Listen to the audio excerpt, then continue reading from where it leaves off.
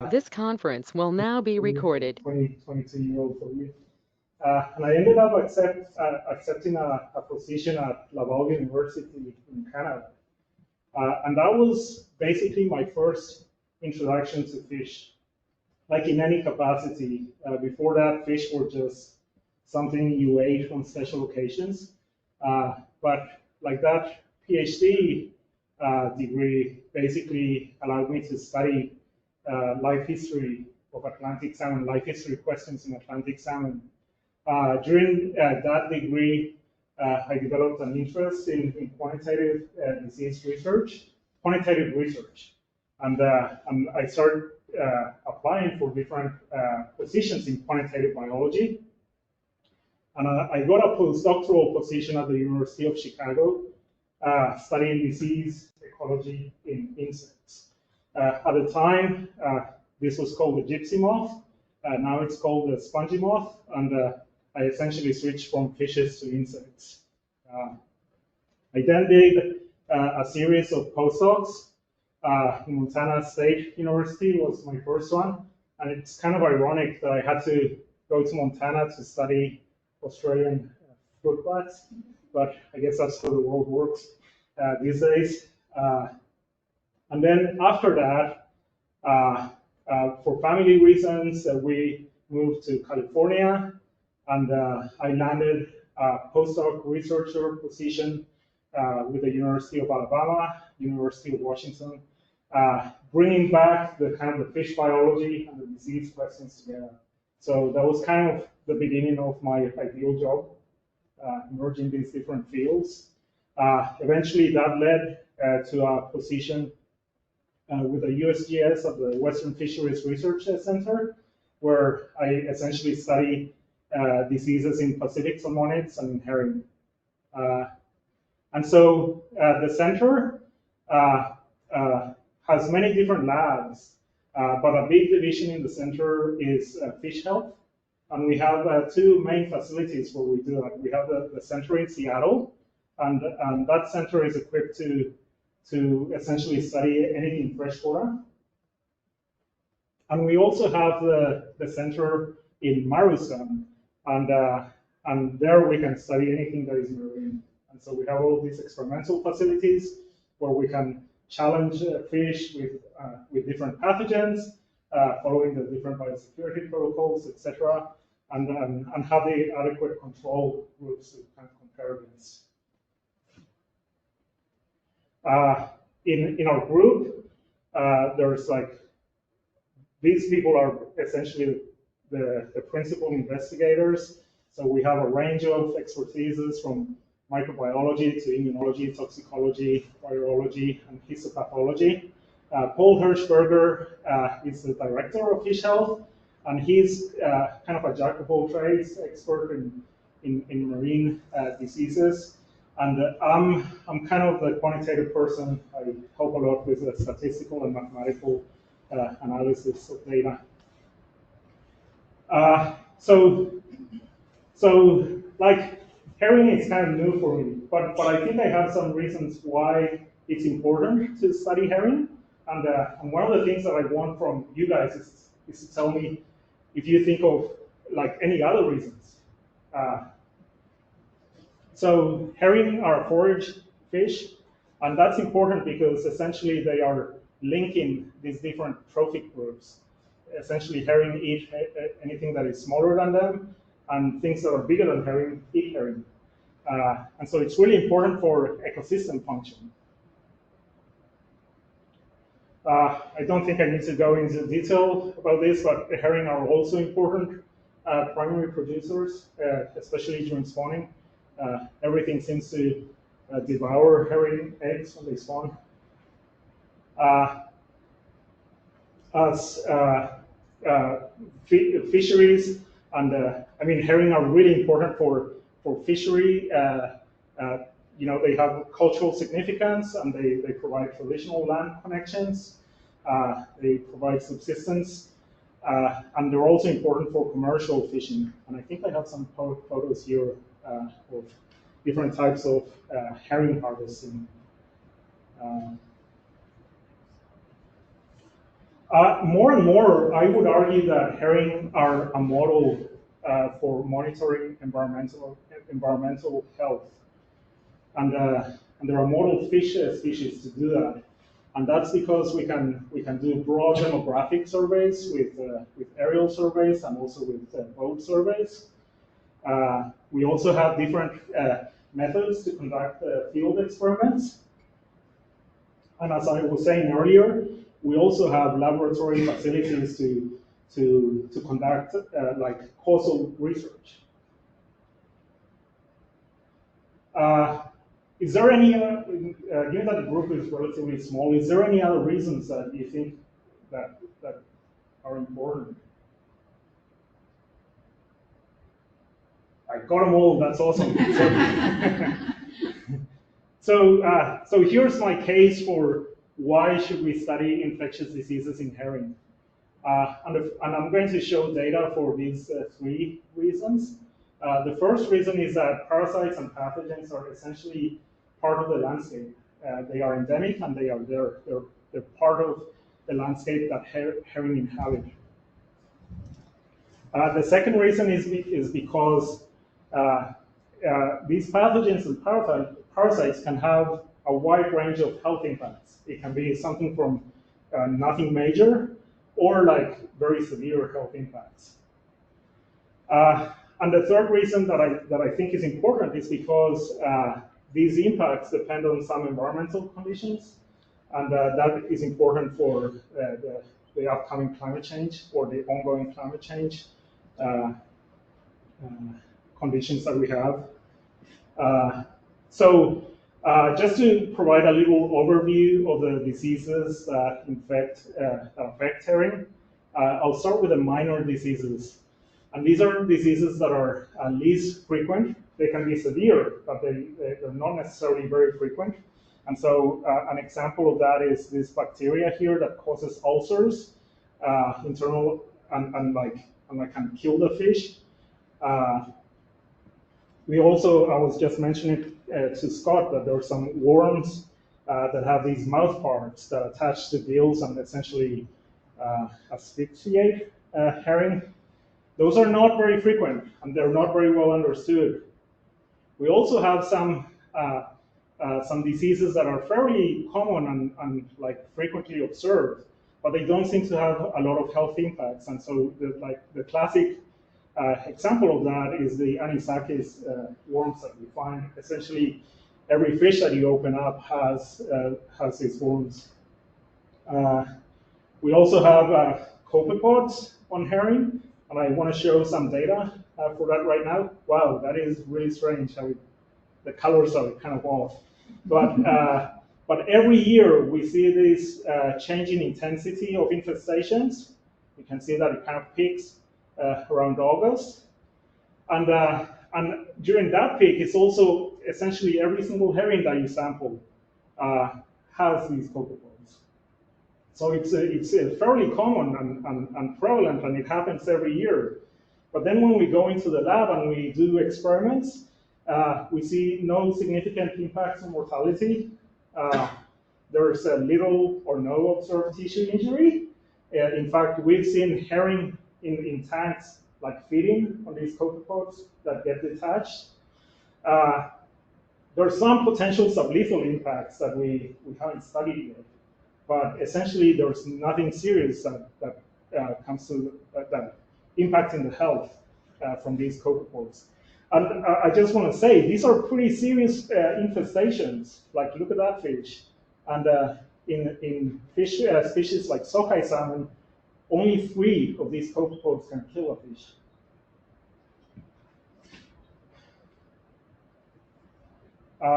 Okay, so now to talk about some of the major diseases of Pacific herring. We have ichthyophonus disease. Regionally, this is really important, and there are many people concerned about ichthyophonus because of the impact that it's having, for example, on Chinook salmon of the Yukon. There's really severe, or like not really well understood, but interactions between ichthyophonus and temperature that is threatening Chinook Yukon salmon stocks. But I won't be talking a lot about it, to be honest, today. I'll be talking about a viral hemorrhagic septicemia virus. This is a viral an RNA virus that causes internal hemorrhaging. Essentially, it targets the kidney, but then it becomes systemic and it causes internal bleeding. And when those outbreaks occur, they're fairly common, and they reoccur every year. And sometimes you get like situations where so many fish die that they wash up into the beaches, and they make the popular press in maybe in other species as well. So those impacts are sometimes observed. Most of the time they die in the ocean, and a dead fish in the ocean is essentially an eaten fish by something else. So we don't observe that mortality. I'll also be showing some data on about like focused on viral erythrocytic necrosis virus. And if you had guessed that this is a sick fish, you'd be correct. Essentially, what this virus does is that it goes into the red blood cells and it uses it as like a little virus factory, essentially bursting the cell to produce more viruses, and that causes anemia, and that's why that gill is so pale. Like the blood cell counts go down to like 30% when normal measurements are around 40 to 50%. You can get as low as like 10% as well. So like they're major pathogens because they recur, they cause epidemics, and they cause severe health consequences. And so this is some kind of support for that statement, the idea that they are happening frequently. And I think what I want you guys to take from this graph is that it's not just that they're happening, but like this figure shows that as soon as you have that VHS epidemic essentially die off, these fish are also getting hammered with the VEN epidemic. And so these pathogens are co-occurring, and you get these epidemics happening at about the same time. Maybe VHS happens a little bit earlier than VEN, but from the time when these juveniles come out all the way until they leave the harbor that we are studying in this case, they are observed to be pretty prevalent with these two pathogens. What's really important as well is that this figure here shows you the prevalence of the pathogens in the infected fish. And so what I want you to focus on is these little blue bar graphs. And those are showing that like fish that are co-infected with both pathogens. And like when I looked at that the first time, I said, wow, there's hardly any fish that most herring are either infected with VHS or infected with VEN, but not many of them are infected with both. Like in this case, we have about 600 fish and only 17 of them were co-infected. And so we did an experiment where we exposed fish to the single pathogens and then fish to both pathogens concurrently.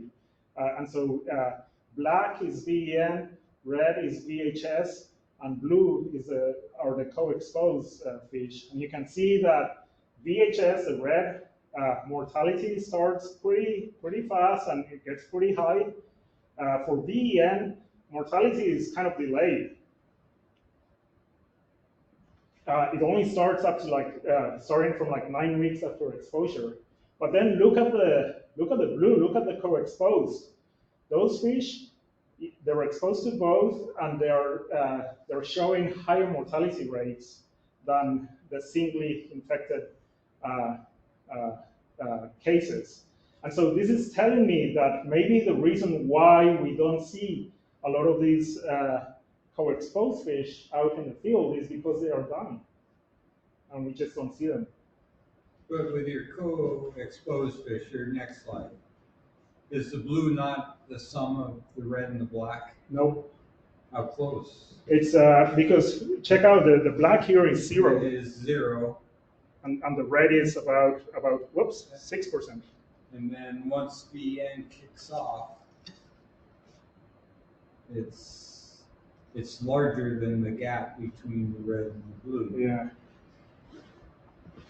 It's like 4 treatments, right? There's control, Control EL, is and VHS, gray. and then combined. So Yeah. you would expect them to add up, right? Yeah, nah. It's just a treatment. So the way I see it is that these fish are doubly sick, but it doesn't. It's not additive. Yeah. Okay, so Question, Nathan. yep. With your, can you go back to the last slide? You're seeing exposure at slightly different times. Do you think it's still possible that they could get both in the wild at the same time? So it is possible because we see it. These fish that are co-infected are fish that we collected from the wild. Gotcha. The surprising thing for me is that given that these epidemics are happening at about the same time, like for example here, this is a good example where you have a lot of VEN and a lot of VHS. And yeah, this is the year where you have more co-infection, but it's not like every fish co-infected, right? So that's the surprising bit, is that the co-infected fish are have lower prevalence than you would expect. And the theory that I'm proposing is that it's because those fish are dying at a much higher rate, and we just don't see them. Okay, so now, so that was the kind of the case for endemic pathogens that are reoccurring, and they are there. Now, I kind of want to talk about some of the effects that are different from mortality. Like how we usually think of pathogens as having just mortality impacts, but it's possible that pathogens have other impacts. And so oh, I'm sorry, this is, I jumped ahead. This is, this is still mortality, and it's looking at 3 different stocks of herring, and this is in an experiment. And this slide was just to show that there seems to be some variation in the rate at which that mortality occurs for the different stocks. So we have the Prince William Sound stock, the Cherry Point stock, and the Home stock. And it does seem like the Prince William Sound stock is a little bit more resistant in this experiment because it takes a little slow. The rate of mortality is a little slower compared to the other 2 stocks. So even though there's some variation at the beginning, essentially you end up with somewhere between 55 and 65% mortality. So that's under laboratory conditions, that's kind of the degree of mortality impact.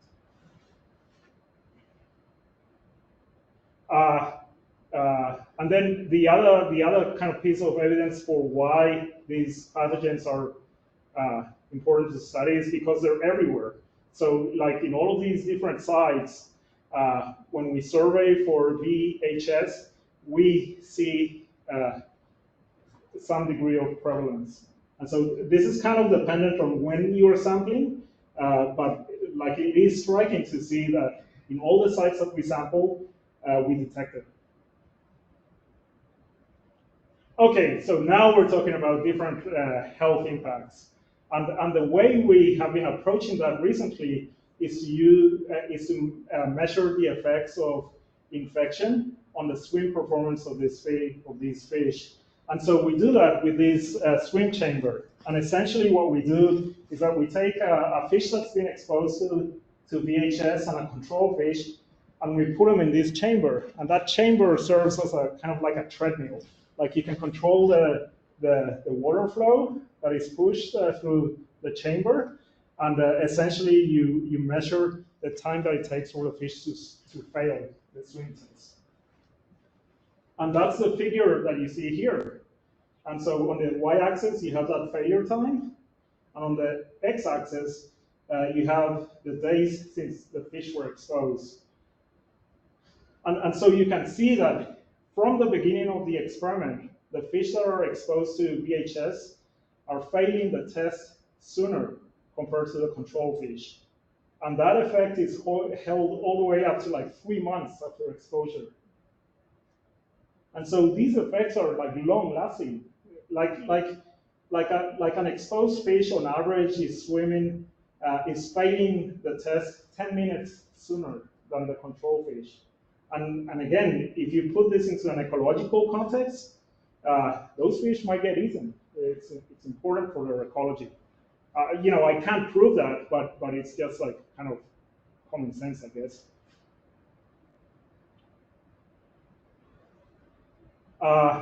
Now I want to talk a little bit about how the effects of these pathogens can depend on environmental conditions. And we've been focusing on temperature effects, and Malina is going to talk a little bit more about this with her presentation. But essentially on this side we have VHS, and on this side we have VEN.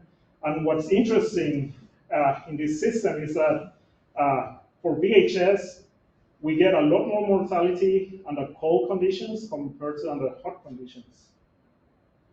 And the reason for that, that we think, is because this is a fast-acting pathogen. It essentially goes into the host, and within a few weeks, it's like replicated and shed. And so the whole cycle of the pathogen acts is really, really fast. But under cold conditions, because these are fish and they're ectotherms, their immune system is not as efficient. And we have some data to show that. And so it's possible that because fish are not responding as well under cold conditions to this pathogen, that you see this effect on mortality. VEN is a different ballgame. It's a different type of creature. Like, this is a really slow-acting pathogen, and so the life cycle of VEN takes about, I don't know, somewhere between 3 and 6 months. And if you subject VEN and fish under warm water conditions, we see more fish infected under warm conditions compared to cold conditions. And the hypothesis there is that because of that slowness, maybe higher temperatures allow the pathogen to replicate slightly better, and that's why you see this higher prevalence. So it's really important to, like, when we're thinking about climate change, is that there's no, like, warm water is not going to make everything worse, but it's not going to make everything better either. And the details really matter. Like the type of pathogen that you have really matters in this case. And like, this is kind of my real interest, is trying to link all of these experiments and small-scale data sets to basically understand what are the long-term implications of pathogens for population biology. And so these are the real data. Whoops. These are the real data. Scott gave me this data, so I trust Scott that these are the real data. And I've been developing models with collaborators that essentially tries to replicate these dynamics. We call these boom-bust population dynamics. And here's a cool piece of information. So when we hold one of these disease parameters constant over time, or you could also think about it as not being temperature dependent. If we just hold it constant, you get these population dynamics that are fairly predictable and stable. So they are cyclical, they have like predictable amplitudes and periods. However, when you allow these, oh my God, my fingers are too fat, I think. When you allow for these disease parameters to change with temperature, you get population cycles that are a little bit less stable, like you have these destabilizing effects, and that are also characterized by long periods of time of very low population density. And so, like my objective is to kind of be more realistic about these models. So far, these models don't have any age structure. And so, like, I want to kind of start incorporating more of that biological reality to see if I can get them to match the population dynamics that we actually observe. and maybe be able to say something about the impact that pathogens are having on these populations.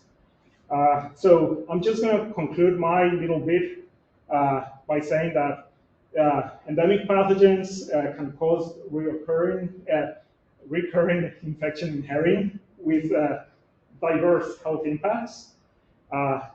And these effects can vary depending on the pathogen, but also on different environmental conditions. And I think like future work, like trying to incorporate all of these pieces of information into like population models are kind of part of the future. Like that's kind of what we need. And with that, I think I'll pass it over to Malina. Hey, David, Yeah. if you go to the previous slide, if you plot that left-hand plot as recruit per spawner, it will tell a very different story. Because then Prince William Sound and Sitka look a lot alike. Yeah, so those are the types of things that we have to be very careful about. Yeah. Like, what is the correct data to use? Like, you know, which one makes more sense?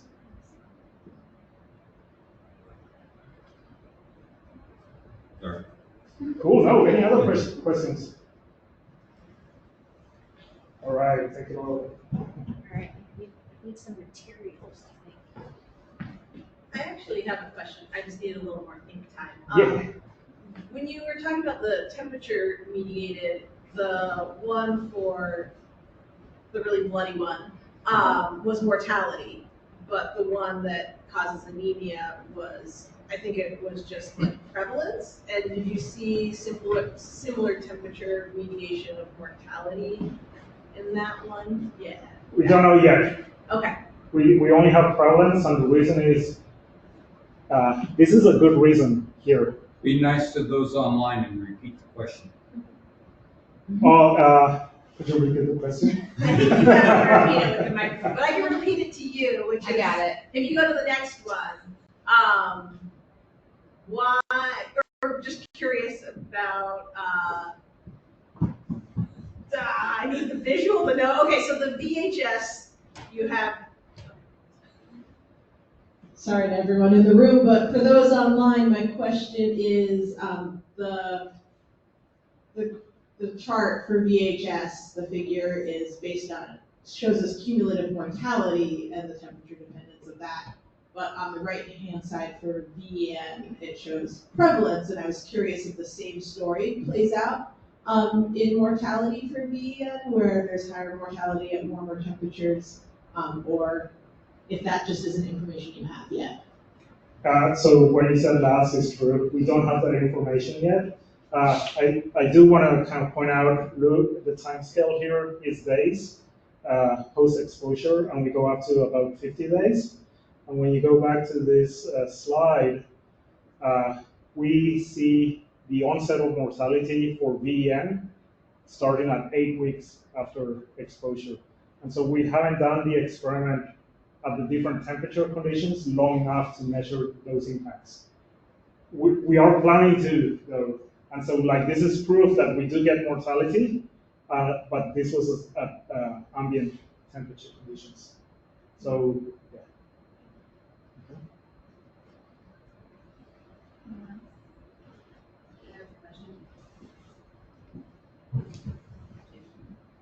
Thank you, and I apologize, I missed the first couple of minutes of your talk, if you said this already, but are you looking at different age or life history stages or ages of the herring in these experiments? And is there a certain age group where this mortality is perhaps more stronger? That's a great question. I think, well, in all of these experiments, we're focusing on young of the year, and the experiments can range from like just metamorphosed juveniles to maybe 9-month-old juveniles. We do that because those are the most susceptible stages to all these pathogens. Maybe not ichthyophagous, but certainly VHS and VEN, that's when you see massive mortality.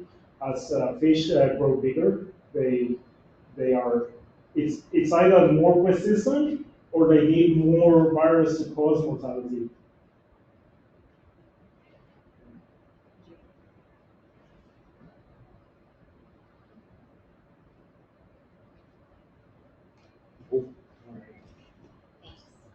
If you think of more questions, David's not going.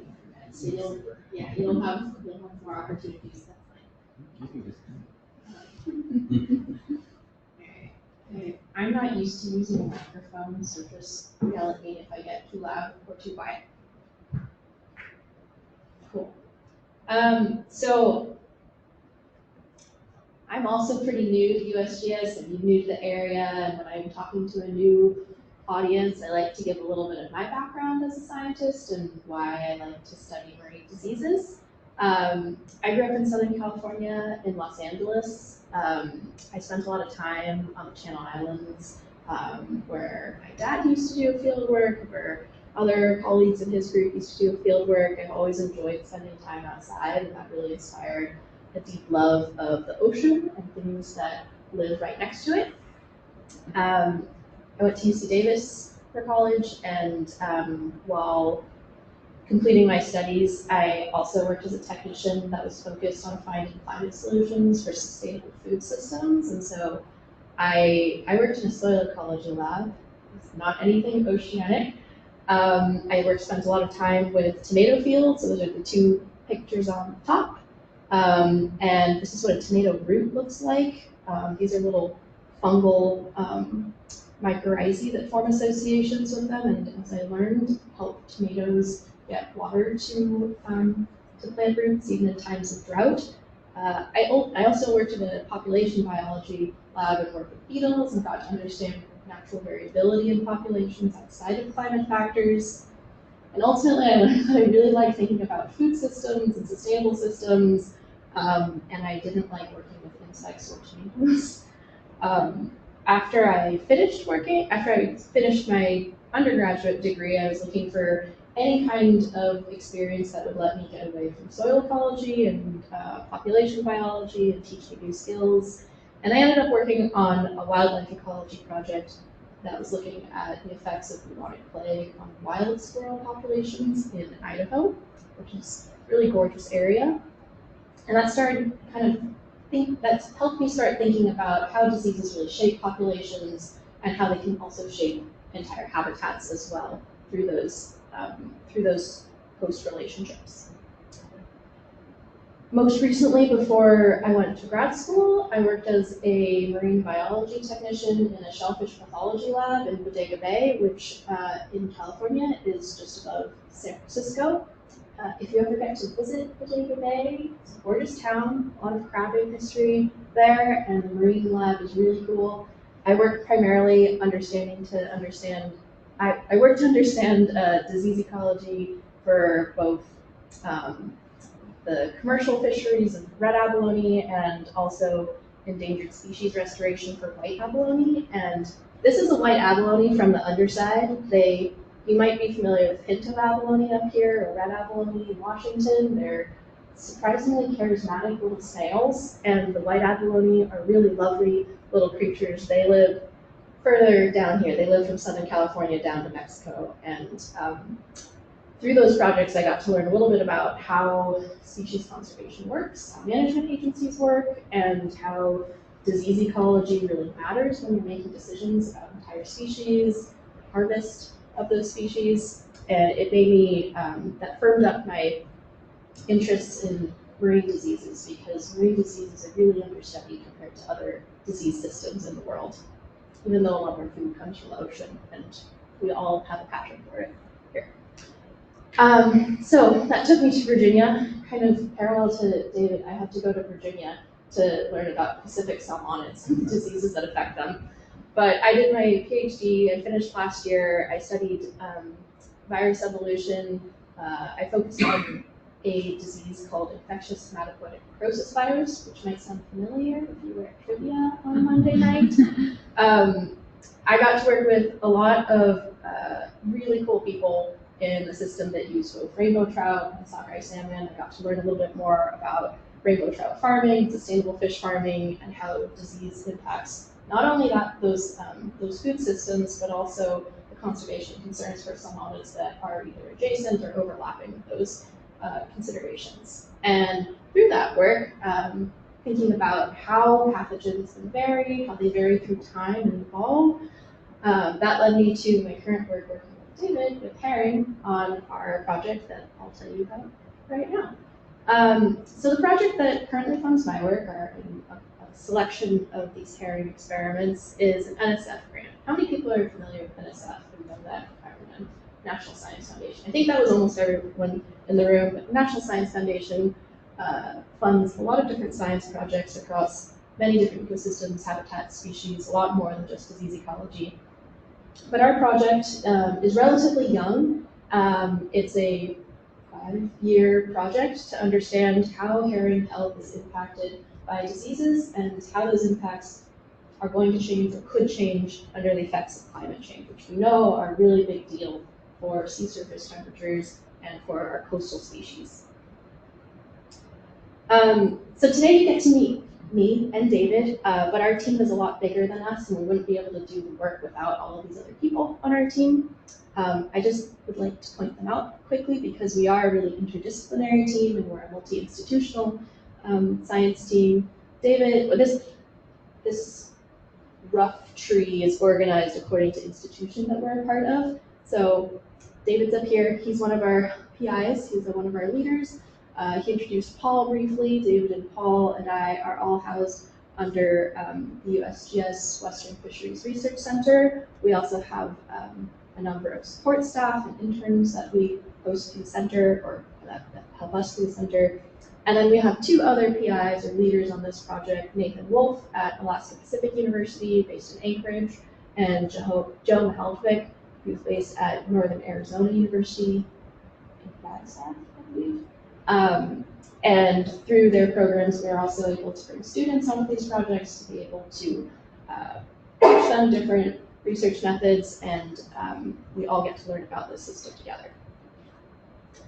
So I'll also be sharing a little bit of the data that some of our students have generated, so it's nice to introduce them and let you know how many other people are working on this project. So David has covered a lot of what we already know, what we're thinking about the system, and the rest of my slides are going to tell you about what we want to do in the future, and we'll have time for you guys to ask questions, but I also want to ask you guys some questions at the end, because my background is not in herring, it's in abalone and oysters and trout and salmon, and I'm learning about herring as I'm trying to do this research. So our overall grant objectives, our biggest goal is to understand the relationship between temperature and host susceptibility, herring susceptibility to diseases. And our more specific scientific goals are number 2, to develop models that predict both host and pathogen infection outcomes under different temperatures. And 3, maybe most relevant to this audience, is to provide insights into how herring populations between Washington and Alaska might be affected by intersecting effects of disease and climate change through time. Our 4th goal is also to communicate these findings across different audiences. We're really used to communicating to scientific audiences and writing papers, but we want to put this information into the hands of people beyond those audiences, people who are actively affected by how herring are doing. So David went over a little bit about VHS and VEN, and so hopefully these slides might be like half review by this point. But I want to talk a little bit more about how we expect temperature and diseases to interact in more of a laboratory environment, where some of that theory comes from. So we know that temperature and susceptibility or disease susceptibility are related because when we have a host, say a herring, it's infected by a pathogen, any pathogen, could be a bacterium or a virus or a parasite, a worm, or something else. We know that both hosts and pathogens have thermal ranges that they have a comfortable thermal range for them to live, just like us. Some places are too hot, some places are too cold for humans to live, but there's a little happy medium area. And sometimes those ranges overlap, but sometimes they don't. Either way, we have to consider how these different organisms interact with their environment and how they're affected by temperature. So where their thermal, let me back up for a second. So consider just the blue arc here. This is the cold end of the temperature, this is the warmer end of our temperature ranges, and we're considering some trait value, in this case probably fitness or overall health and well-being of that organism for either the host in blue or the pathogen in orange.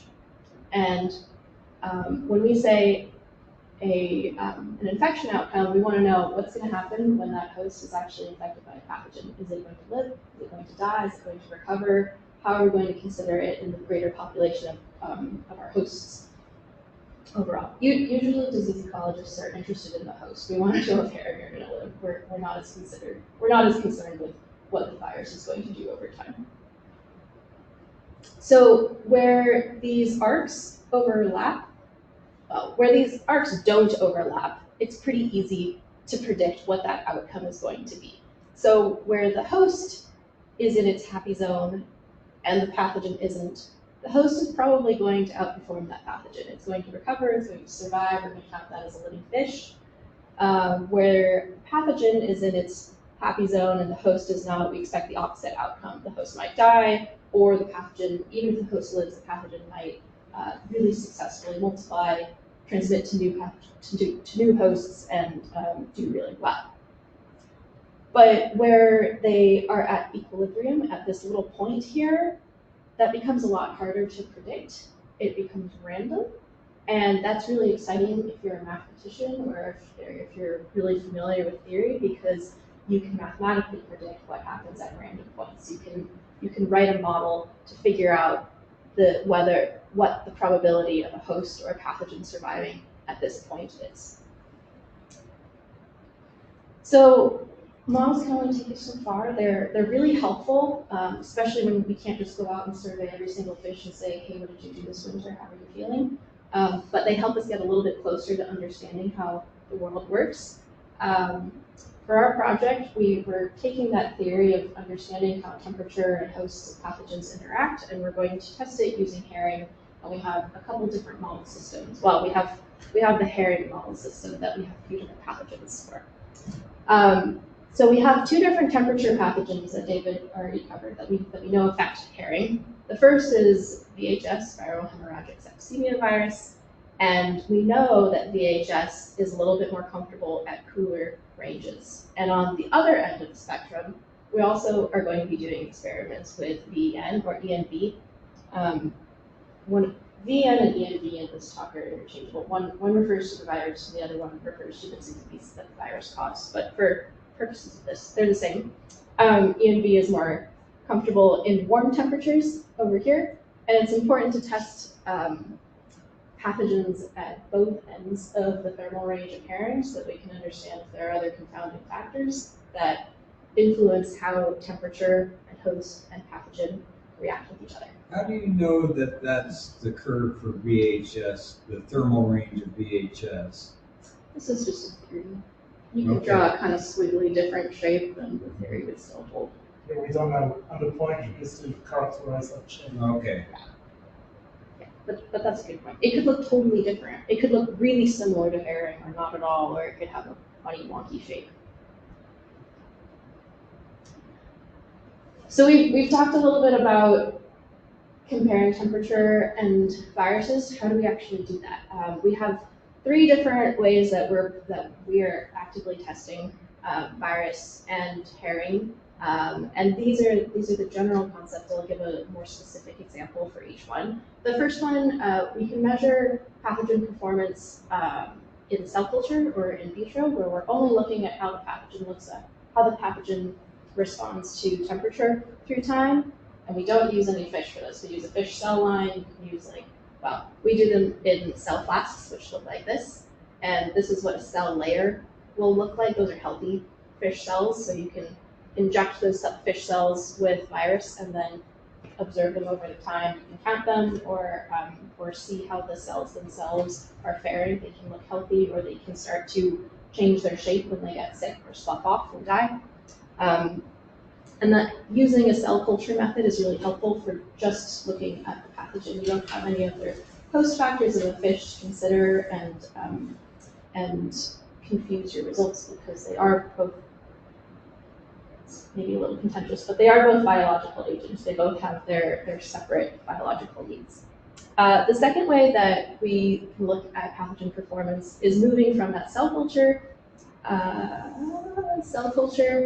method into a whole fish, a whole organism study, and look at how pathogens perform across dose treatments as well as temperatures, and that starts to get a little bit more complex, looking at what is happening in an actual host system, not just a singular cell layer.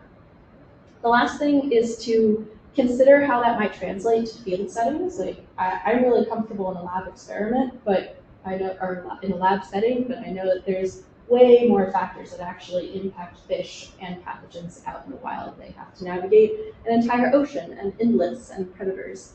So our last set of experiments is dedicated to estimating transmission in field settings, looking at a natural temperature range through time, say through a season. So we have this first set of experiments, and the data that I'll share on the next slide was all generated by Sarah Williamson, one of our master's students. She's at Alaska Pacific University. So last summer and fall, Sarah did a set of viral replication experiments where she took those cell flasks in vitro experiments. They were filled this little pink layer. It's pink because that's what the cells eat. They eat this pink media stuff, but the cells themselves are pretty much colorless. So this cell flask will be full of cells. You'll inject a cell flask with virus at a known concentration, and then those flasks are put into different incubators, which are basically just fancy little mini fridges set at different temperatures. And Sarah used these cell cultures to measure the quantity of virus and how it replicated at discrete time points. So fish cell lines, even though it doesn't have a whole host, will still replicate virus through time. I'm very curious to see how that changed depending on temperature. These are some of Sarah's data. So overall, she did this experiment for 7 days on the x-axis here, and looked at the total viral concentration. And we expected virus to increase through time for all of these because that's what they're supposed to do. They're supposed to infect fish cells, they're supposed to replicate and burst, producing more virus. That's how viruses transmit. And Sarah found that virus did replicate at all of the temperatures, but the rate that they replicated at changed a little bit through time. And it actually replicated faster at higher temperatures. And I know we said that VHS does better at cooler temperatures, but some of this makes sense because cells actually also work faster at higher temperatures. And so data like these help us understand how pathogens work without any of the host factors kind of influencing them. So, like, the crucial thing here is that in cell culture experiments, you're essentially removing any effects of the host immune system. And so that's why you get this result where if you remove the host from the equation, VHS actually does better, replicates faster under warmer conditions compared to cold conditions. And so it's the immune system of the host that causes that change in the field data and the host experiments that we perform. Just sorry to cut. No. Did you expect that they would all end up at the same level? I mean, eventually you do, Why? because you have so much cells, so many cells that they all kind of grow to, and they can't. The cells don't keep replicating inside of the flasks, and so they saturate. So basically, you go until 100% or Yeah, there's nothing to cut infected. them off from replicating. There's no host immune system. The fish cell line will do the job of replicating them, but it's only one type of cell. It doesn't have any immune cells to eventually kick in. Thanks for clarifying. So we have this replication data. We have an idea of how it replicates without a host system, and then Sarah also did a follow-up set of experiments looking at how it decays through time. She used the same temperature treatments, same incubation treatments, and instead of measuring the gross quantity of virus. Sarah looked at how much virus she started off with, and then calculated a proportional decrease through time. And what she found is that at the end of the week, all of these different temperature treatments decayed quite a bit, but some of it still persisted at these low temperatures, 6 and 8 degrees Celsius, which could have pretty big implications if you're a fish, and there's some virus still in an environment regardless of temperature. That's Sarah. So Sarah is currently following up on this set of experiments with a larger experimental system using whole fish in buckets. So that's her checking buckets. I think that was a little over a week ago. And each one of those buckets has a fish, and hopefully next time I see anyone in this audience, I'll be able to share data from that experiment too. So I'm really glad that Sarah has put together this bucket system, because to answer our second set of questions of moving from cell cultures to robust studies in whole organisms and still controlled lab experiments, we're going to be using the same system of infecting individual fish and looking at how they perform across both different doses in addition to treatments. And for those sets of experiments, we'll be looking at pathogen performance, but we'll also be looking at how the host responds to these different treatments through time. The third experiment style that I'll cover before moving on is thinking about how transmission works in field settings. So this is Paul over here kindly showing off some modified crab pots, and it would be really nice if we could just drop off some fish in our local harbor and say, hey, let us know in a week if you get sick, if you're feeling unwell. But they don't really listen to us, so we have to put them in these cages. We'll put a whole bunch of uninfected fish or naive fish into these crab pots. We'll put the crab pots down in the water to send them off the bottom, and leave them in the water for 10 to 14 days, depending on if there's a holiday in that period, typically 14 days.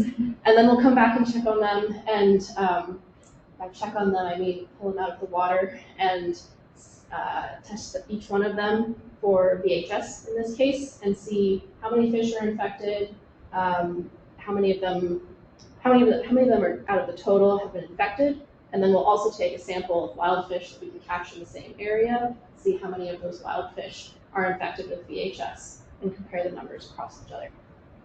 So this is our data from last year. From August to November, we went out every 2 weeks or so and put a new set of naive fish in the water to see if they would collect VHS from the environment. And what we saw here was that the wild fish are in pink here, and this is the percent that were infected with VHS. What we saw is that VHS tended to steadily decline through the season, but our ability to detect transmission from those wild fish didn't diminish at the same rate. We also learned that later in the season, 14 days is probably too long to leave fish out, and once they get infected, they're probably having their own little epidemic within a cage. That's something that we need to modify for the next season. But this gave us sort of our first little insights into what kinds of transmission dynamics are actually happening in the harbor, in Port Angeles Harbor, where we know that that other wild epidemics typically happen every year. That's where David's red and black graph data came from. So this was a little pilot experiment. Next year we plan on tweaking some of the design and being able to understand how this relates to temperature fluctuations in the environment, and be able to get us a little bit more wild transmission data. Yeah. Like, I'm super pumped about those results. And if you go back, please. And the reason is because, like, by October, like, the wild fish are not, we can't detect the pathogen anymore, right? But if you look at the blue graphs in like October and November, they're getting infected. So, like, what is it? Is it like there's one fish in the wild population that is that we can't detect, like they happen at such low frequency that we don't detect it when we sample the wild fish, but it's shedding virus and infecting the healthy fish that we put in the cage? Or is it that everybody's just shedding a tiny little bit and we're not able to detect that? And so, like, to me, this is kind of really revealing about how transmission works. Does that kind of make sense?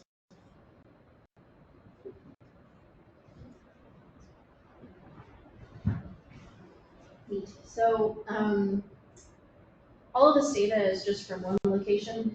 It's in Port Angeles, which is it's part of Puget Sound in Washington. But from other Puget Sound stocks that David showed with the different colors through time, we've seen a little bit of stock variation, and herring occupy a really wide geographic range. We know that there's lots of herring in Alaska, lots of herring, there's not as many, but lots of herring in Washington, and they go down as far as California and a little beyond too. So all of these regions have distinct stocks, and we have some. It would be reasonable to expect that these stocks are genetically different from each other, and they might have different factors, either linked to genetics or other parts of their environment that might make them different in their susceptibility to pathogens. So as follow-up studies, after we get through bucket studies and transition studies, we plan on comparing different stocks from Puget Sound in Washington, Prince William Sound here in Alaska, and Sitka Sound in southeast of Alaska. Thank you. I'm still learning. You got it. Thanks. So understanding how these different host populations and possibly genetic stocks are different can also help us further pull apart those different factors that impact host and pathogen relationships. So I've talked about a lot of different types of experiments and a little snapshot of what my spring and summer look like. We'll be doing a number of different dose and temperature experiments. That's with the blue buckets that I showed.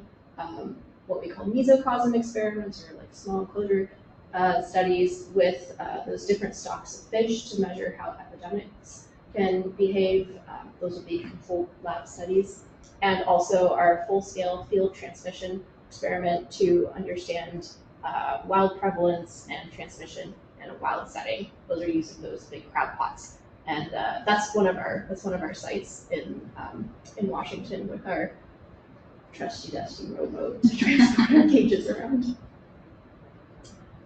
Ultimately, we really hope that these data will help us understand how VHS and ENV vary, just at a pathogen scale, and also further how herring perform across those different pathogen challenges. Even though herring are a really important resource, it's been kind of hard for me to learn about some of their basic biology. Like, we don't have a great understanding about how herring work with different pathogens.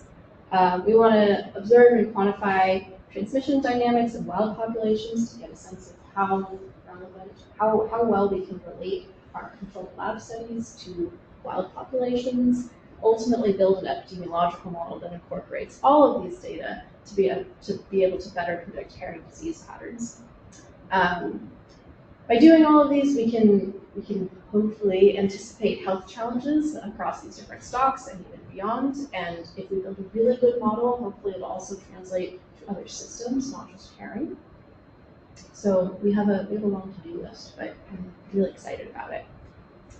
That brings me to our last objective for this project. We want to share this research. We want input from people. We want to make sure that this information gets into the hands of people who can actually use it. Papers are really fun, but sometimes they're not the most useful products. So our general structure for achieving our communication goals are first to produce the science and help interpret the research. So I put at least our icon for USGS and some of our herring. We've also partnered with a science communication company called Impact Media Lab. They're based in Colorado, and their specialty is communicating research in ways that are accessible and understandable for people who work outside of disease ecology, for families, for teachers, for classroom environments, and for the general public. So we view their roles as actually being able to produce the educational content from the science that we produce and help us highlight those key science takeaways. And finally, we're also partnering with the Coral Network. And I think if you were part of the workshop this week, you know a little bit about the Coral Network. Coral Network is local to Alaska, to Peninsula Sound. South Central Alaska, the Evos region. Thank you. Christina and Lauren have been part of those conversations. It's really great. And we hope Coral Network will help us be able to facilitate some more connections with resource users, with people who actually use herring, who are really interested in herring, and ultimately help us distribute some of the educational materials that Impact will help us create. So ideally, this would be sort of a circular system. We're kind of limited sometimes by the way grant-funded science works, but we hope that input that we hear from community members, from audience members, from fishers, and from resource users can help us determine what kinds of content actually gets developed for education and what people want to hear, what information is useful. Can I interrupt for a second? Please. Okay, so I kind of did a poor job when I introduced David and Malina. I just kind of want to give a little bit more background as to why they're here this week and why they're in Cordova, who these people even are.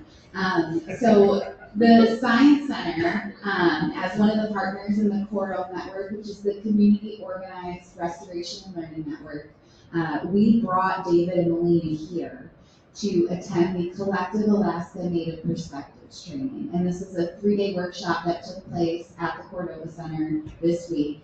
And it was all about better understanding how to work with native tribes, native organizations, native people, how best to approach working on native lands and near native lands, and how best to do that in a way that is culturally appropriate, and also how best to share their work with the community and how best to work in a community that you're not from and get that feedback from the community. And so this project that they're working on we are partnering with them on it, and we're trying to connect David and Malina with the communities that they are doing the research in, so that they can get feedback from community members that utilize this resource, this herring, and rely on these herring for whether it's subsistence or cultural, or whether you're hoping to have a herring fishery again. We want to know what your past connection is with herring, what you're hoping to see from herring. So I hope that gives a little bit more of a connection to why they're here. Thanks, Christina. This is actually my last line. It's another image of Marrowstone. If you're near Marrowstone Island on the Olympic Peninsula, come say hello. We don't get a lot of visitors. It can be a little lonely. That island is further away than it looks in the background, but it's very beautiful, and that's my contact if you think of questions that you want to ask later. Those are all of the sciencey slides that I have, the past and future science slides, and so actually Christina's intro was a really nice segue. I have questions for everyone from here. I'm happy to answer as many of your questions as I can, or at least hunt them to David. But I also have some general questions that I would love to hear your feedback on, if you'd like to share. So maybe we have time for questions, I don't know.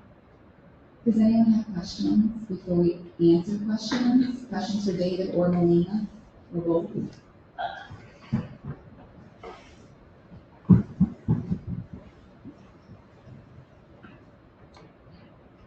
Thank you very much for the presentations. Are you or others thinking of how these pathogens might either affect people eating infected herring, or as they're such an important forage fish, other predators, fish, marine mammals, seabirds eating? Does it go up the food chain? I love this question. Fish diseases are really nice. Like fish viruses do not affect humans. You could eat totally gross looking viral fish and you would be 100% okay. You might be grossed out, but you would be totally healthy. There are some weird things with worms, but viruses and bacteria in fish typically don't affect humans. Some of them can affect other fish species. VHS and VEN are somewhat specific to VHS is like general. but within fish species. Yeah, so they're important pathogens and parasites for species in the Pacific Northwest, but they don't have a big zoonotic potential. The worms do. I think like the Anasaki's can actually cause health issues in humans that are consuming. So I think the impacts are mostly specific to forage fishes, and when you're talking about interference, that's like a much more larger issue. But VHS and VEN are probably more herring specific. Yeah.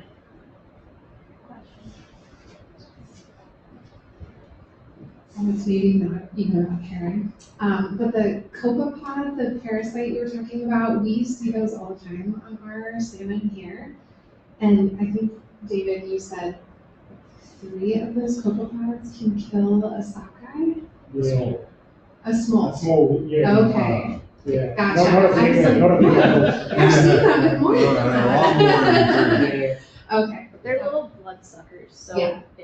there's like a critical mass of mini vampires that it takes to drain and incapacitate a fish. And the different copepod stages have different impacts. So you have, like these things are alien creatures. They have like different meat stages, and there's a stage where it actually punctures through and just attaches and stays on the host for a period of time, and then that changes into like an adult morph, and that's when they get all the tiny little crawly feet, and they can crawl all over the fish.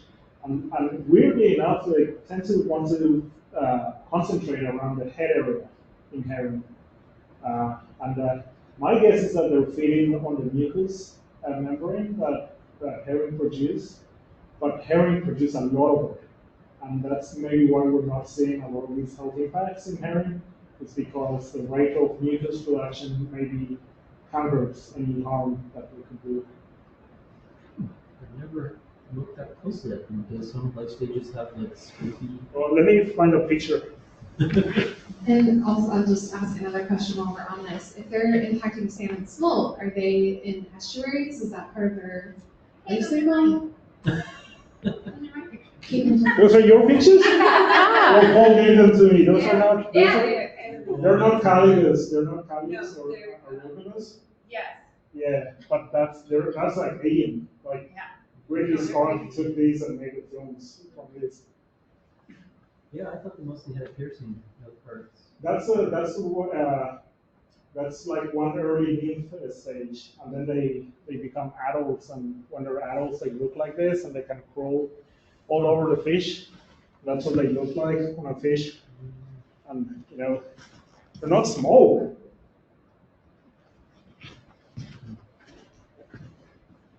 Sorry, Lauren. That's okay. I think I asked if they're impacting salmon smolt, are they as part of their life cycle in estuaries? I heard of them in BC where they were basically flipping off from salmon farms from the adults and were attaching to the smolts. They don't love fresh water, I think, across species. So at least, I'm sorry, really bad with this.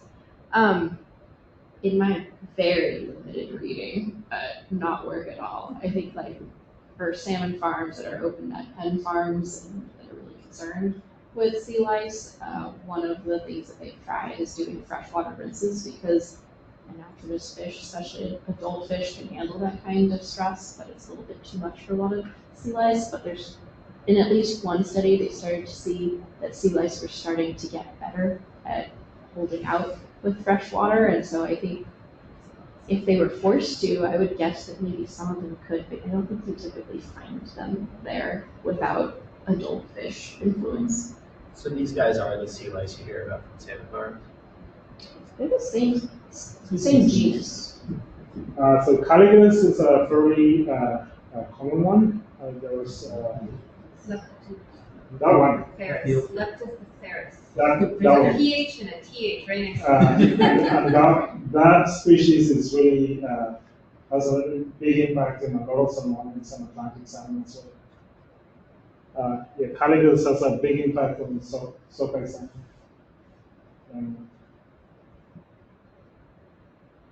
What else? So VHSV, so VHSV affects herring for sure, but how about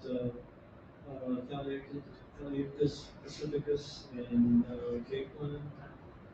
Any idea? Because they're both commercially harvested also, and they have cycles also, but I don't know, due to disease or something else. You gotta help me with the common name of that first one you said. Hooligan. Oh, I'm not sure about hooligan or caveman. I think they do. In fact, VHS does infect other Paez. There's a picture here documenting a big VHS kill in sardines, and so yeah, so there was like one of these big fish kills that washed into the beach happened in 2002, and it killed a bunch of sardines. And so other clupeids do get exposed and infected with VHS with mortality impacts. The issue with a lot of these other clupeids is that we have field surveys, and but that's about it. It's really hard to do experiments with them and understand what the mechanisms are. Whereas with herring, we have that capacity. So the research has been focused on that, on herring because of that.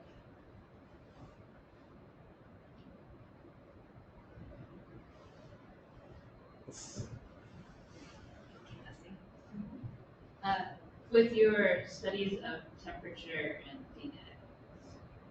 the prevalence of these different viruses, do you think, well, I guess one theory is it's actually temperature and that's affecting when it's the optimum temperature for these different species. But could it possibly be indirect effects of temperature affecting, I don't know, maybe the amount of prey available for herring, and if there's less prey, they're a little weaker and can't fight off infection as well, and that leads to more infection or other types of other compounding effects that temperature can lead to.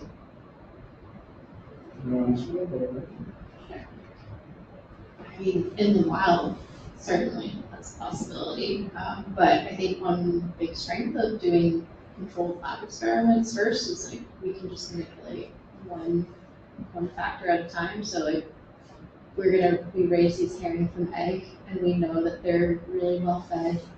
They're genetically as homogeneous as we can get them, and they're pretty much indistinct from each other except for the treatments that we expose them to in the experiment.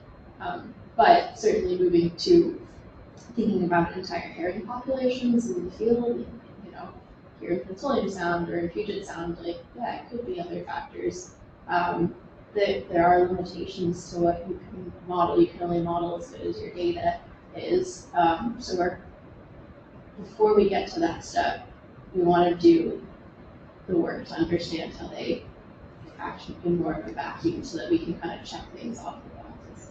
Does that help a little? Yeah, I would like to add a little bit. Great. So I think for me, it's really hard to kind of look at those indirect impacts because you need to go get that data, and super hard, right? But maybe a different type of impact that we are trying to get at is inspired from these results. The fact that exposed fish are swimming more poorly than fish that are not exposed. And this idea that could have implications for predator-prey interactions, like exposed fish might get eaten more frequently or be selected for by predators. And so like the next set of experiments that we are thinking of is like having this swimming pool tank size, putting a predator and then exposing fish and having a control group. And then sampling that predator frequently to see who gets eaten first. So that's kind of the, it doesn't get at your question, but it's like indirect effects from a different angle. But it would seem that the whole condition of the fish as a confounding factor is probably more important. You know, if you have a poor conditioned fish to start with, then you challenge it with disease. You know, I would expect that its response to temperature is going to be very different than a healthy, robust fish. Saying you're throwing crap fish. I'm saying they're growing really nice buff fish. You know, what happens if you give them some little sickly ones to start with? Will you get, you know, will you be able to take your results and tell anything about a population if you're only looking at a very small portion of the population? I mean, that is a challenge with all of experimental biology. Yeah. Like, how do we translate the work that we do in a lab setting to the field? And so you have to make assumptions, and like the way I build models is with a Bayesian approach, and a lot of the laboratory data that we get essentially ends up being used as prior distributions that inform your model. And sometimes those prior distributions have a huge effect on your parameter estimates. But sometimes the data that you collected is sufficiently informative that the prior distributions don't have a huge impact. But that is the best way I can think of how to integrate the information that we get and try to apply it to like real life situations. I don't think that helps, but that's what I can. I think something that we have seen in experiments is like, it's not great data to show, so we don't often publish it. There's a big data bias there, but we have seen in experiments like trying to set up little pilots or little small scale experiments that if fish have been a little bit underfed, or if we accidentally catch the slow small ones to begin with, they don't do very well in any form of individual enclosure. They don't do well in captivity. They can be kind of a difficult species to work with. And then your question is really applicable. They don't do well no matter what you do to them. But I think when you have those strong factors of if you have no food availability in an area, disease might not matter. They might just need a little tiny stressor. Like they might need just a little nudge with some disease or an overabundance of one predator or something else that might outweigh some of those effects of temperature. So that doesn't really answer your question either, other than it might not matter at that scale if they're already in really poor condition. It's pure speculation. Look at them.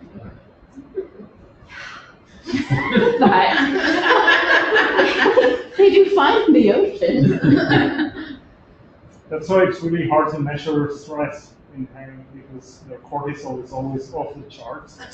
Like you can't just measure cortisol. So. Like anxious little chihuahua. Well, I was curious about that, especially with the experiment where you're just putting one in a bucket. Yeah, that's a challenge right now. Yeah, wants to school into your own. So we have noticed all of this year has been just pilot experiments. Yeah, so you'll see here, like, this looks like a weird setup, right? Like, they're in tents, it's really dark, like, Chloe, our lovely intern last year, did a series of experiments trying to change little different aspects of how we held herring. She used square buckets, and she used colored buckets, and she used multicolored buckets, and striped buckets, and buckets with lids, and buckets without lids, and buckets that were in regular light, and buckets that had black tenting. This is the model that we landed on for best case scenarios for individual herring. And you're right, they're not totally happy. They don't like being outside of the school, but they seem to do well enough to be able to gather data for them. And the way we're reducing it is by focusing on the really small life stages. That seems to have the bucket They set haven't up. learned yet that they like being in the school. Yeah, maybe the bucket is just big enough to be comfortable for them, but it's a challenge. If you let the fish get that big, you put them in those buckets, and the next day they're dead. So they're herring Skinner boxes. What's that? They're herring Skinner boxes. You gotta get them young. Yeah. Get them used to them. Yeah. Maybe that's. If you have ideas on improved design, I would love to hear them. So none of your plots had error bars. What? That's not true. Yeah. Now there's one. There was a bunch of them. There was. And this is Those are pretty. just so small. This is pretty tight data. Like, it's amazing. I never get data like this. That actually does have error bars Yeah. on them. They're actually just quite They're good. very- I was, Yeah, no, there's plenty of error. Plenty of error. the one on the other side, none. None, and this is the percent mortality, and so like the N here is about like 30 fish per sampling point and triplicated, and so like the error bar would be like I mean, there's not a lot of error. I can convince you if I show you the data, but I can't convince you right now. Yeah. There are error bars, you just can't see them in your dots. Well, Paul is not very good at putting error bars. Not fair, he's not going to defend himself. Yeah. We had a ton of fish here. Like each sampling point here is triplicates. Okay. Triplicate tanks of 30 fish. So 90 fish, 90 fish, 90 fish, 90 fish. Same here and same there. So yeah, I How many sampling points are in the one up above? That's field collected data, and these Yeah. are standard deviations. Yeah. And each point is 60 fish, because we just collect them with a cast net. Oh, it's one collection. Yeah. So how do you get error bars on prevalence if So- it's one collection? So the error bar of a proportion equals the sample size times the proportion times 1 minus the proportion. That gives you Okay. the variance. If you take the square root of that, you get the standard deviation.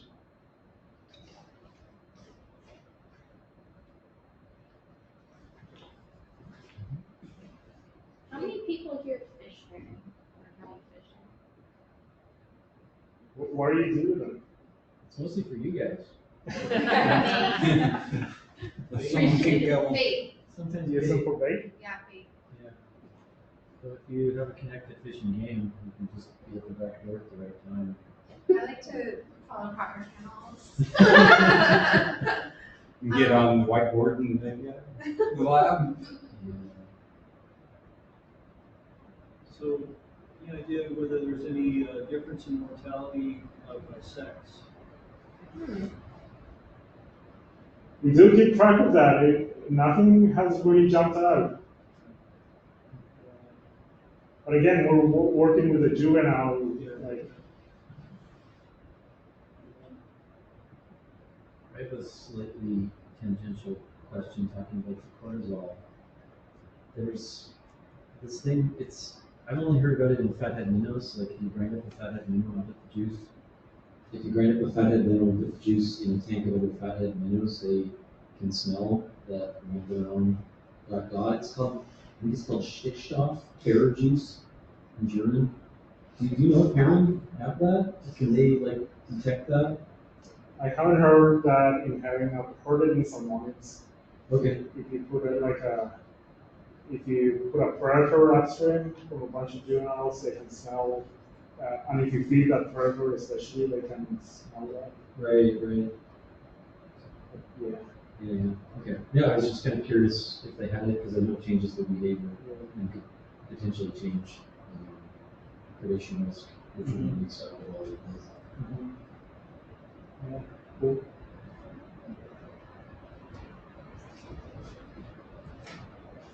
I have like a comment that I don't think will end up being a question, but maybe I'll figure out how to be a question. But it's more in response to the questions that you had for us. And I should preface this by saying, I'm not from Cordova. I'm from over in Homer.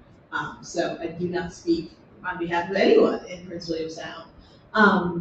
But I found myself feeling pretty bad for the fish in your experiments, like a little bit sad, especially with the, like, first they're infected and then they have to fail a swim test. I actually like went, oh.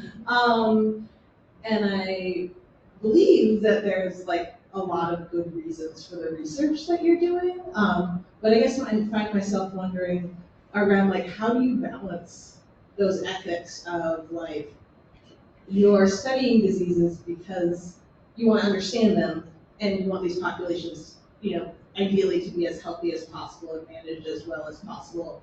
But in order to do that, you have to kill a bunch of them. And so I guess thinking like in communicating with communities, and especially communities where herring are like a culturally valued resource to be respected, like how have you thought, or have you thought about communicating that? Like, yeah, just sort of what does that look like for you? And you don't have to answer that in front of an audience if you don't want to, but it's something I've been sitting here thinking about a little bit of like my reaction. And yeah, wondering like how you balance that. So I think that the answers are going to be very specific to the person. From my perspective, it's not easy. Like I don't take it lightly, and we spend months designing these experiments, and we spend months getting them approved by our ethical committees internally. We put the fish through anesthesia, and there's like very well established animal care protocols. But we only do these experiments after they are approved, both internally but also by larger organizations like NSF. Like before doing any of the NSF work, we had to get the like NSF assurance, which is essentially a study of our facilities and our protocols and approaches with animal care, and also like human care. You know, I don't think anyone in our station enjoys doing this, because we are torturing fish, we are putting them through these challenges. But for me, it's about like, is the experimental design, does it have a larger purpose than just finding this result, you know? Like, and that is why I think like we need to figure out a way to tie all of these experiments to these long-term population consequences. And like I was saying, Scott earlier on, that's essentially like most of my research is centered in like connecting these small-scale observations to the large-term population consequences, and to be respectful about what we're doing. You know, it's kind of, you got to serve the data well, and so personally, I don't like it, but I spend a lot of time squaring everything off. I think David mostly covered it for me. Like, if there is an overarching goal, and if I didn't believe that we were actually going to find answers, you wouldn't be able to. You're right. You wouldn't be able to justify this kind of research. And doing lab experiments with animals isn't for everyone. I used to be a part of in a previous position, I was part of our hiring committee for hiring technicians to take care of the fish that would help do a lot of these experiments, and they would spend months or years raising fish that all were destined for an autoclave ultimately.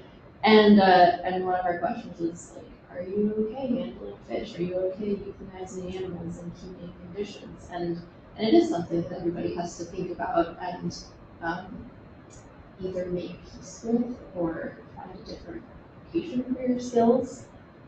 Something that goes along with animal care use, animal care and humane treatment lawfully required, is one thing that models are really good for is telling you how much data you need to be able to come up with an answer. And so something that I take really seriously is kind of thinking about replacement and reduction in numbers. Like, if we could do all of this work, if we could find all of these answers just using fish cell lines, we would do that.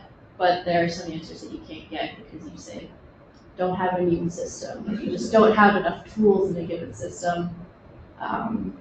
We use 60 fish because that's the minimum that we think is necessary to be able to come up with data. If we could do it with 10, we would. Does that help a little bit?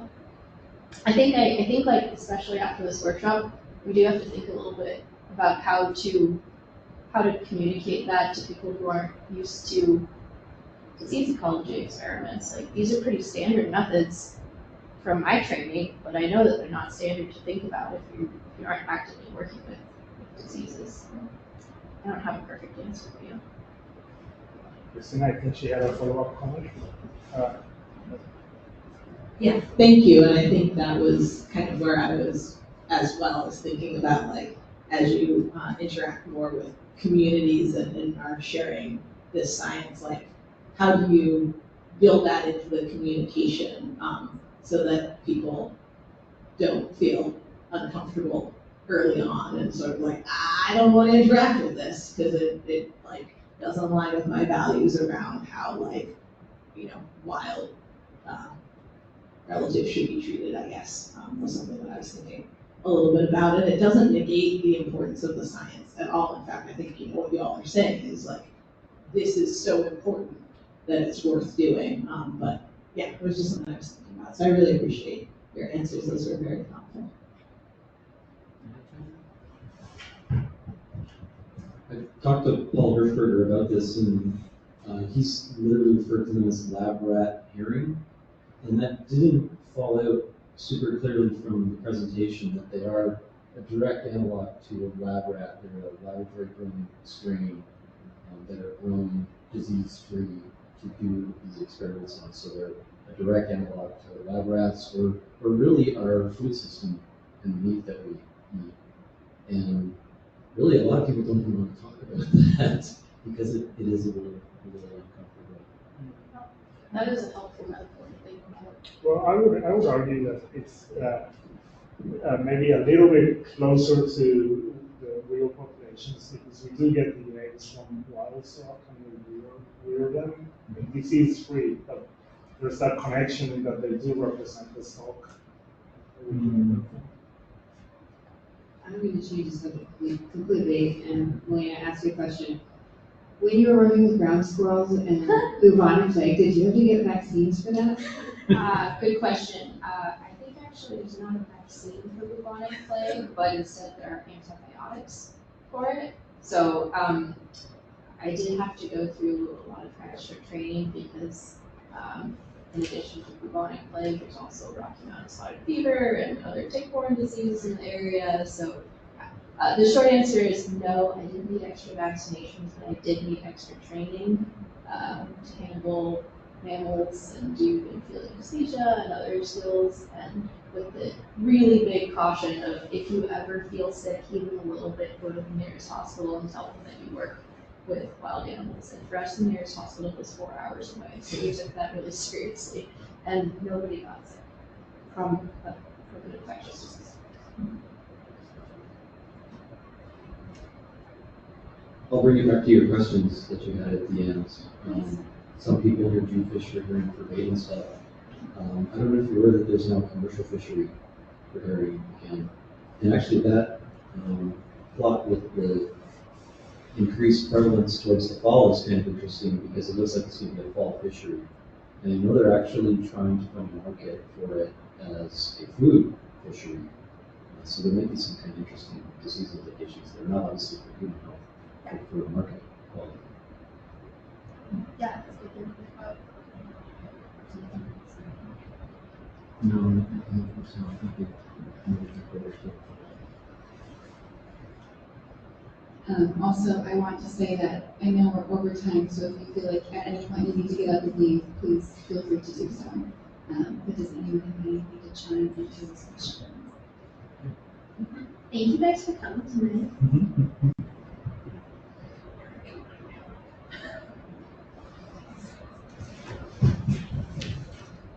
I know people need to go. I'm tired. Sorry to take it on Malina. But I really appreciate this, and I know it's like big and scary to share. But I would love if people are willing to share their answers or thoughts to these questions, because how often do researchers come and ask the audience questions like these? It's very, very, very rare, and I so appreciate that you're doing this, and I just encourage everyone to participate if you're feeling up to it. I know it's late at night, but thank you. And if you think of questions or answers or comments later, like just email us. I'd love to hear from you. I think Scott does want a lot of information that we still don't have, but hopefully after you retire, you can come hang out with us and we can work together on those questions. Yeah, be retired. During the winter. During the winter.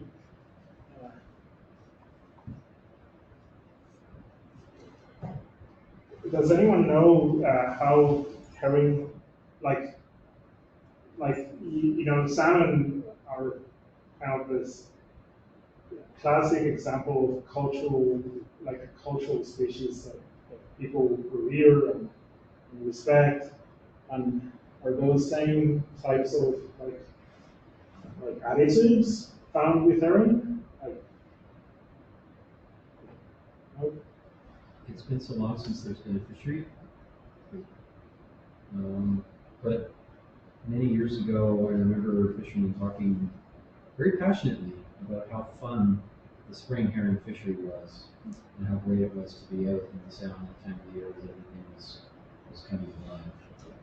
But ironically, a lot of those types of fishing are very bad disease-wise, like pounding herring for roe and stuff.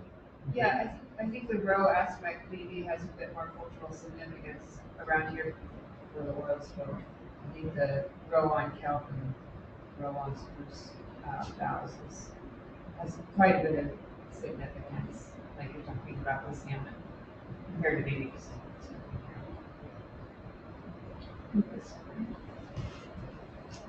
I had the privilege to be in Tititlik last spring for a week doing some education at the school there. And do you all know where Tititlik is? Mm-hmm. I know everyone here does, but I want to make sure Malina and David did. And it just so happened the subject that I was sharing about and like guiding students through was like signs of spring on land and in the water, and it happened that I was there the week, a few days after the herring spawn happened, and it was a really joyful, meaningful moment in the community, and people were excited about it. So I do think it's small scale, but in some communities in Prince William Sound, there it's not the only species of cultural importance, but I do think it still is one. And I know in Kachemak Bay, we don't have many herring, but Sylvia Village Tribe is working on putting a bunch of driftwood in one of their lagoons because they've used ROVs and seen some herring there who have been spawning on driftwood, which is apparently not, it's weird, but that's what they're doing. And so then one year they collected a bunch of Christmas trees and threw them in the lagoon to try to boost that. And so I do think there's even though the herring aren't very common necessarily and not seen very often like that, cultural connection continues for some communities at least.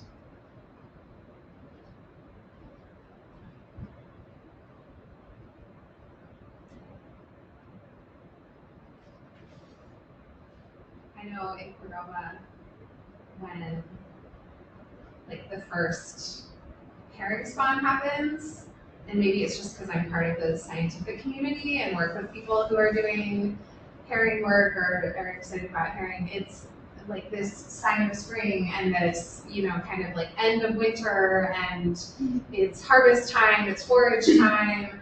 There is this association with like a change when the herrings show up and the herrings start to spawn. And yeah, even if you're not gonna get herring or fish for herring for bait or for whatever reason, or collect roe on kelp, there is this marked change in the community and the energy in the community when the herrings start to spawn.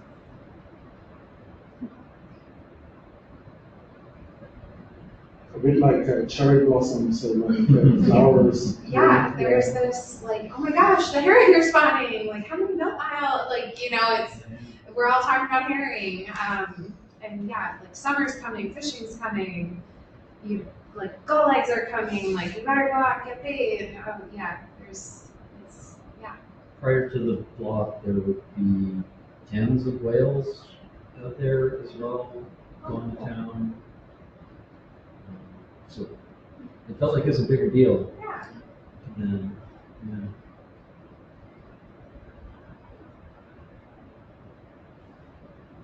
Thank you for those. I've never witnessed any of that, so it's really cool to hear about it. Should come back and great. Thank you for coming and thank you for sharing and asking questions. And if you need either David or Malina's contact and didn't get it, you can reach out to me at the Science Center. My email is on our website. It's also creo@pwssc.org. Thank you. Woo! #1 scientist outreachers. Thank you all for doing this after a long weekend. Thank you, Lauren. Yeah, thanks for inviting us. I can get it. Thank you very much. Oh, you get that. Good timing. My just holding it it's happening. Her name is, who's the, no, Ashley.